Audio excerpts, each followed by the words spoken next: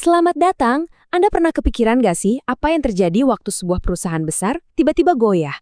Utangnya numpuk, untungnya anjlok. Nah, dalam pembahasan kali ini, kita akan bedah tuntas dunia restrukturisasi perusahaan yang kelihatannya rumit tapi sebetulnya super penting. Coba deh bayangin, ada bisnis yang kita tahu lagi berjuang keras. Penjualan turun, utang makin bengkak. Apa ini artinya tamat?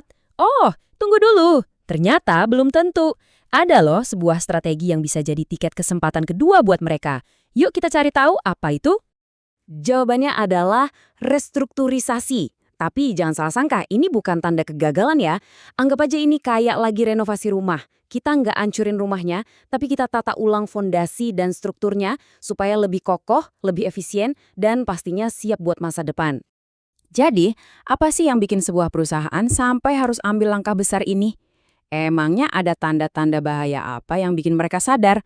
Wah, udah waktunya kita rombak diri nih. Nah, kita akan bahas pemicu-pemicunya sekarang. Oke, sekarang waktunya kita bongkar kotak peralatannya.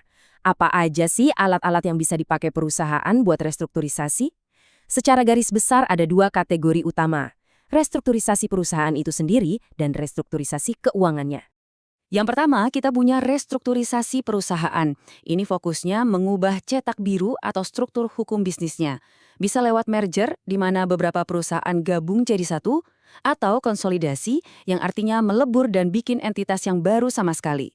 Terus ada akuisisi, ini pas satu perusahaan mencaplok perusahaan lain. Terakhir, ada pemisahan atau spin-off, di mana sebagian bisnisnya dilepas jadi perusahaan sendiri yang mandiri. Selanjutnya, kita geser ke sisi keuangannya.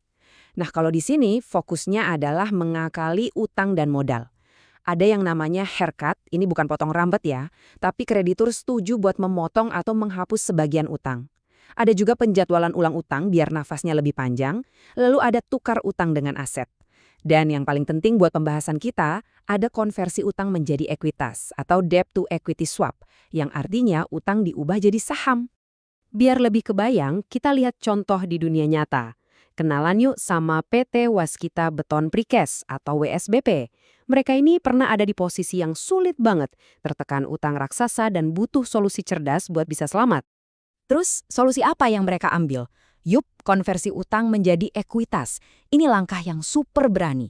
Jadi daripada bayar utang pakai uang tunai yang waktu itu mereka lagi nggak punya, WSBP bilang ke para pemberi utang, gimana kalau utang kami ke Anda, kami ubah jadi saham di perusahaan kami.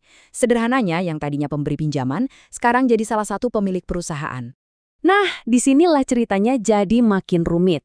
Pengadilan niaga memang setuju sama rencananya WSBP. Tapi ada satu masalah besar, undang-undang kepailitan kita ternyata nggak punya aturan yang spesifik soal mekanisme ini. Ini jelas bikin orang bertanya-tanya, adil nggak sih memaksa kreditur jadi pemegang saham di perusahaan yang lagi goyang? Kasus WSBP tadi akhirnya membawa kita ke akar masalah hukum bisnis di Indonesia. Ternyata nggak semua perusahaan itu diperlakukan sama di mata hukum. Ini kayak cerita tentang dua dunia hukum yang berbeda banget. Dan lihat deh, slide ini nunjukin perbedaannya dengan jelas banget. Di satu sisi ada PT atau perseroan terbatas. Buat mereka, buku aturannya jelas, ada di UU PT. Proses merger, akuisisi, semuanya formal dan terjamin. Kepastian hukumnya tinggi. Tapi di sisi lain, ada CV, Firma, dan UD, yang notabene tulang punggung UMKM kita. Buat mereka, yang ada justru kekosongan hukum. Gak ada aturan main yang jelas, jadi mereka kayak jalan di area abu-abu yang penuh resiko dan ketidakpastian. Nah, akibat dari kekosongan hukum ini, tahu nggak siapa yang bebannya jadi berat? Para notaris. Peran mereka jadi super krusial. Mereka ini ibarat nahkoda yang harus memandu para pelaku UMKM melewati lautan hukum yang keruh ini. Memastikan semuanya tetap sah meskipun tanpa peta hukum yang jelas. Eits, tunggu dulu, ceritanya belum selesai. Masih ada pemain ketiga, koperasi.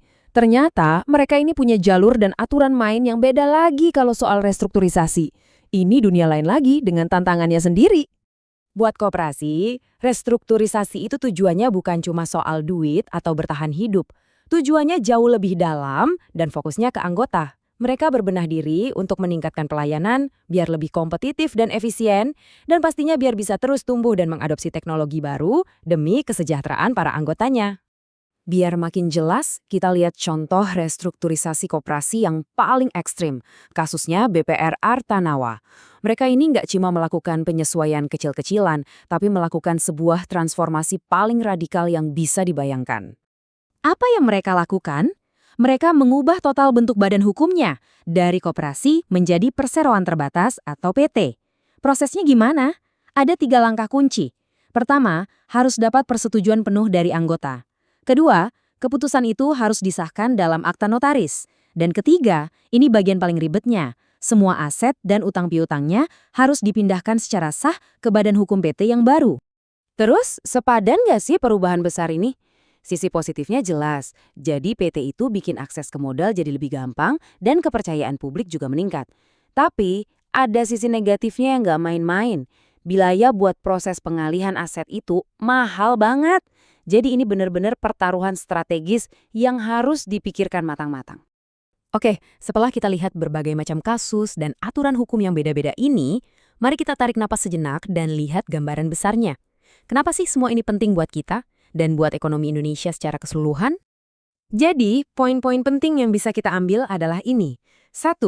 Restrukturisasi itu alat strategi, bukan bendera putih tanda menyerah. 2. Sistem hukum kita sekarang ini sayangnya menciptakan 2 kasta. Jalan tol yang mulus buat perusahaan besar dan jalanan terjal buat usaha kecil. 3. Koperasi punya fleksibilitasnya sendiri yang unik. Dan yang paling penting dari semuanya, aturan main yang adil dan jelas untuk semua adalah kunci untuk ekonomi yang kuat dan tangguh.